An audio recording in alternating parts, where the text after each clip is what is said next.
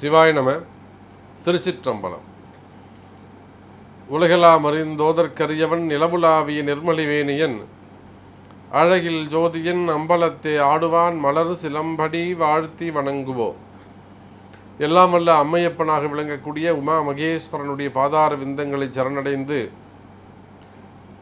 என்னுடைய உபாசன தேவதை ஸ்ரீ ஸ்ரீ வாராகி அம்பாளுடைய மலரடிகளையும் பணிந்து வணங்கி என்னுடைய பரமகுரு பரமானந்த குரு பரமேஷ்டி குரு அத்தனை குருமார்களையும் வணங்கி உலகம் முழுவதும் வாழக்கூடிய Sri Kuberan TV YouTube channel நேயர்கள் அனைவருக்கும் உங்கள் தாம்பரம் ஸ்ரீ வாராகி ஈசனேசன் சுவாமிகளுடைய நல்லாசிகள், வாழ்த்துக்கள். ஜெய் வாராகி, ஜெய் ஜெய் வாராகி. அன்பார்ந்த நேயர்களே, நாம் இப்பொழுது காண இருக்கின்ற தலைப்பு சனி பகவான் வக்ரகதி.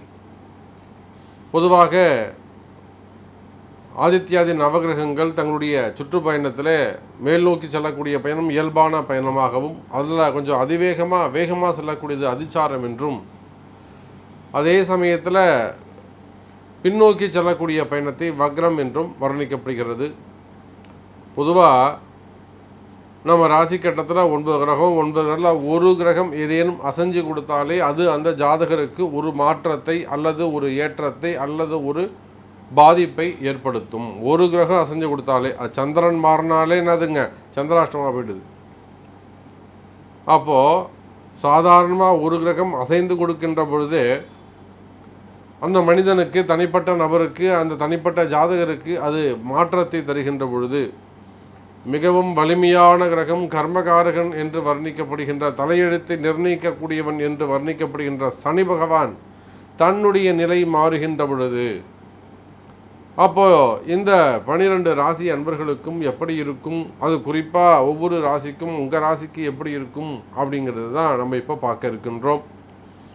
ஸோ இந்த சனி பகவானுடைய வக்ரகதி கவனித்தீர்களே ஆனால் 12/5/2021 முதல், இது எப்போ சாமி நடக்குது, மே மாதம் 12ஆம் தேதி ஆரம்பித்து செப்டம்பர் மாதம் 27ஆம் தேதி வரையிலும், 12/5/2021 முதல் 27/9/2021 வரை இந்த சனி பகவானுடைய வக்ரகதி ஏறக்குறைய 136 நாட்கள் தொடர்கிறது. ஸோ இந்த 4.5 மாதம் ஒவ்வொரு ராசிக்கும் என்ன மாதிரியான மாற்றங்களை தரப்போகிறது என்பதை நாம் காண்பதற்கு முன்பாக உலகெங்கும் வாழக்கூடிய அன்பு ஆன்மீக மெய்யன்பர்களே, பக்த கொடிகளே, எல்லாம் வல்ல ஆதீன கர்த்தாக்கள், மடாதிபதிகள், உங்கள் அனைவருக்கும் ஒரு ஆனந்தமயமான செய்தி என்னவென்று சொன்னால், நம்மளுடைய அன்னை வாராகி தேவிக்கு பூவுலகிலே வாராகி பீடம் அமைய வேண்டும் என்பதுதான் இந்த நாயடியினுடைய கனவாக, லட்சியமாக இருக்கின்றது. அதுக்காக ரொம்ப அதிதீவிரமாக வாராகி பீடம் அமைவதற்கு இடம் தேடி கொண்டிருக்கின்றோம். ஆதீன கர்த்தாக்கள், மடாதிபதிகள் மற்றும் பக்த கூடிகள், உங்களுக்கு வாராகியுடைய உத்தரவு கிடைக்குமே ஆனால், மனசில் உங்களுக்கு அந்த சிந்தனை வறுமையானால், சாமி எனக்கு இந்த இடத்துல இடம் இருக்குது, தாராளமாக நீங்கள் வாராகி பீடம் அமைத்து கொள்ளுங்கள், அந்த உத்தரவு உங்களுக்கு கிடைக்குமே ஆனால் கீழே தெரியக்கூடிய அந்த நம்பருக்கு ஒரு ஃபோன் செய்து உங்களுடைய எண்ணங்களை பகிர்ந்து கொள்ளுங்கள். அதி விரைவில் வாராகி பீடம் அமைய வேண்டும் என்று கேட்டுக்கொண்டு வாருங்கள் நேயர்களே, சனி பகவானுடைய வக்ரகதி பலனை காண்போமாக. அன்பார்ந்த மிதுன ராசி அன்பர்களே, மிதுன ராசி அன்பர்களே, இந்த சனி பகவானுடைய வக்ரம் கிட்டத்தட்ட ஒரு 4.5 மாதம் நடைபெற இருக்கின்றது. பொதுவாக மிதுன ராசி அன்பர்களுக்கு ஆல்ரெடி அவங்க ரொம்ப கவனமாக தான் இருந்துட்டு வர்றாங்க.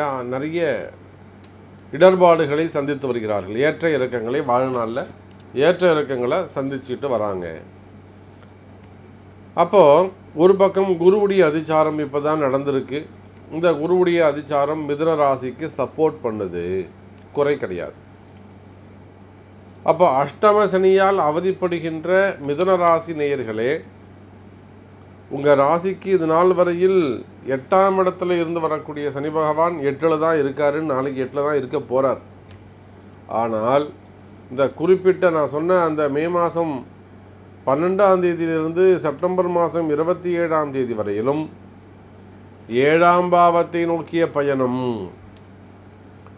அப்போது அஷ்டம சனியால் அவதிப்பட்டு கொண்டிருக்கக்கூடிய மிதுனராசி நேயர்களுக்கு இனி கண்டக சனியால் வரக்கூடிய அந்த கண்டக சனி சம்பந்தப்பட்ட அதுக்கு சமமான பிரச்சனைகளை நீங்கள் சந்திக்க வேண்டியது இருக்கும். மிதுன ராசி என்பர்களே, இந்த சனி பகவானுடைய வக்ரம் பொதுவாக ஆதித்யாதி நவகிரகங்களில் எந்த கிரகம் எப்படி அசைஞ்சாலும் அந்த அசைவுக்கு ஒரு பலன் அந்த ஜாதகருக்கு இருக்கும். நார்மலாக 2 நாளுக்கு ஒரு வாட்டி மாறக்கூடிய சந்திரன் மாறுகின்ற பொழுதே அந்த ஜாதகருக்கு ஒரு பலன்கள் மாறுபடுகின்ற பொழுது ஆதித்யாதி நவகிரகங்களில் மிகவும் வலிமையான கிரகம், ஆயுள் பாவத்தை நிர்ணயிக்கக்கூடியது, ஒருவருடைய விதியை நிர்ணயிக்கக்கூடிய மிகவும் வலிமையான கிரகமாக வர்ணிக்கப்படுகின்ற சனி பகவானுடைய மாற்றம். இடப்பெயர்ச்சி கிடையாது, நல்லா புரிஞ்சுக்கணும். இது பயிற்சி அல்ல, அவருடைய அசைவு, பின்னோக்கிய பயணம். ஒருத்தர் முன்னாடி போயிட்டுருக்க, நாமளே நடந்து போகிறோம், இல்லை ஒரு காரில் போகிறோம், சைக்கிளில் போகிறோம், இதுலேயே ஒன்று போங்க. முன்னாடி நடந்து போகிறோம்னே பிளான் பண்ணிப்போமே. போகும்போது நம்மளுடைய கவனம் முன்னாடி பண்ணுறப்போ ரிலாக்ஸாக நடந்து போகலாம். ஓடுனா கொஞ்சம் கவனமாக ஓடலாம். ஆனால் அதுவே பின்னாடி நடக்க முடியுமா நம்மளால்? திரும்பி பார்க்காம நடக்க முடியுமா? யோசிச்சு பாருங்கள். பின்னாடி எவ்வளோ கவனமாக நடக்கணும், ஒரு அடியும் பார்த்து எடுத்து வைக்கணும். அதை போல இந்த சனி பகவான் பின்னோக்கிய பயணம் மேற்கொள்கின்ற பொழுது மிதுன ராசி அன்பர்கள் உங்களுக்கு இறை அருள், இறை ஆற்றல், தெய்வ சக்தி தேவை. நிறைய வழிபாட்டு முறைகள் வேணும். முன்னோர்களுடைய ஆசீர்வாதம், குருநாதருடைய ஆசீர்வாதம், குருவுடைய அனுகிரகம், சப்போர்ட், இதெல்லாம் மிதுன ராசிக்கு தேவை. நாங்கள் எப்பயும் போல் நீங்கள் சாதுரியமாக அலட்சியமாக அப்படி இருப்பீர்களே, ஆனால் தேவையில்லாத வீண் விரயங்கள் ஏற்படுவதற்கு வாய்ப்புகள் உண்டு. மிதுன ராசி என்பவர்கள் கவனமாக நடந்து கொள்ள வேண்டும். வக்ரம்னு சொல்லிட்டாலே கவனம் தேவை. 4 பேர் உங்களுக்கு சப்போர்ட் பண்ணணும், 4 பேர் உங்களுக்கு வழிகாமிக்கணும். அப்போ தான் உங்களால் வெற்றி பெற முடியும். மிதுன ராசி அன்பர்களே, சரி, கவனமாக இருக்கணும் சாமி. தொழில்துறை எப்படி இருக்கும்? இந்த சனி பகவானுடைய வக்ரகதியினால் தொழிலில் என்ன மாற்றங்கள் ஏற்படும்? பொதுவாக நீங்கள் என்னெல்லாம் முயற்சி செய்து கொண்டு வருகிறீர்களோ அந்த முயற்சிகள் எல்லாம் அப்படியே தடை போட்டு கிணத்துல போட்ட கல்லாட்டம், போட்ட இடத்துல எடுத்த முயற்சியாகவே இருக்கும். அது எந்த விதமான முன்னேற்றமும் இருக்காது, வெற்றியும் இருக்காது, தோல்வியும் இருக்காது, வருமா வராதான்னு தெரியாது. நடக்கணும்னு மட்டும் நமக்கு எண்ணங்கள் இருக்கும், நடந்தால் மகிழ்ச்சியானதாக இருக்கும்ன்ற சிந்தனை இருக்கும். அப்போது எடுக்கின்ற முயற்சி வெற்றியை தர வேண்டும் என்று சொன்னால் அதுக்கு நிறைய பிராயச்சித்தங்கள் செய்ய வேண்டியது இருக்கும். மிதுன ராசி அன்பர்களே, தொழில்துறையை பொறுத்தவரையில் 8ஆம் பாவத்தில் இருந்து சனி பகவான் விலகிட்டார். அவர் 8ஆம் பாவத்திலிருந்து உங்கள் 10ஆம் பாவத்தை, தொழில் ஸ்தானத்தை பார்த்து கொண்டிருந்தார். அப்போ இந்த சனி பகவானுடைய வக்ரகதி பொதுவாக உங்களுடைய பிறப்பு ஜாதகத்தை கொண்டு அதுக்கான பிராயச்சித்த பரிகாரங்கள் செய்து கொள்வீர்களே. ஆனால் மிதுனராசி நேயர்களே, இந்த சனி பகவானுடைய வக்ரகதி உங்களுடைய தொழில் முன்னேற்றத்துக்கு உதவும். ஏன்னா பொதுவாக உங்கள் ராசிக்கு 8ல் இருக்கக்கூடிய சனி பகவான் 3வது பார்வையாக உங்கள் தொழில் ஸ்தானமான மேஷத்தை பார்க்கிறார் இல்லைங்க? ஆமாம் இல்லையா? உங்கள் தொழில் ஸ்தானமாக விளங்கக்கூடிய மீனத்தை பார்க்கிறார். அப்போது இந்த வக்ரகதி காலங்களில் என்ன பண்ணுவாருங்க, 10ஆம் பாவமாக விளங்கக்கூடிய மீனத்தை பார்க்க முடியாமல் அதுக்கு பதிலாக 9ஆம் பாவத்தை பார்ப்பார். அப்போ தொழில் ஸ்தானம் அபிவிருத்தி அடையும்.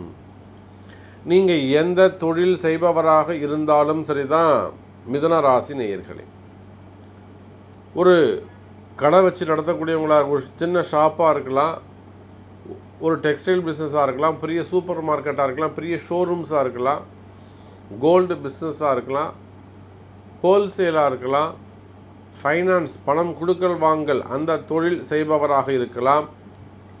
அதே போல் வெளிநாடு உள்நாடு சம்மந்தப்பட்ட இந்த ஃபண்டு ட்ரான்ஸ்ஃபர் பண்ணக்கூடியவர்கள் அந்த மாதிரி பிஸ்னஸ் பண்ணக்கூடியவங்களாக இருக்கலாம், ட்ரஸ்ட்டு சம்மந்தப்பட்டதாக இருக்கலாம், அப்படிலாம் கமிஷன் அந்த தரகு பிஸ்னஸ் பண்ணக்கூடியவங்களாக இருக்கலாம்.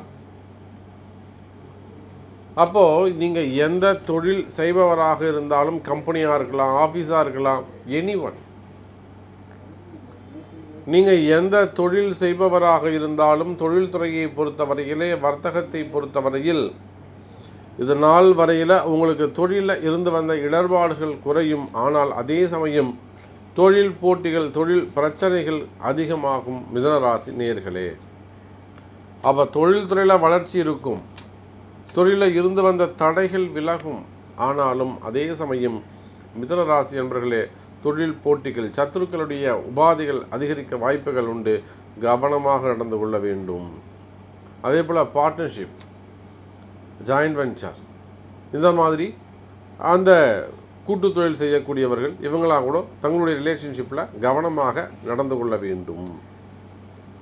அடுத்தபடியாக பார்த்தீங்கன்னாக்கா ஏற்றுமதி இறக்குமதி, அந்த எக்ஸ்போர்ட் இம்போர்ட் பிஸ்னஸ் பண்ணக்கூடியவங்க, லாஜிஸ்டிக் பிஸ்னஸ் பண்ணக்கூடியவங்க, கார்கோ அதெல்லாம் பண்ணக்கூடியவங்க.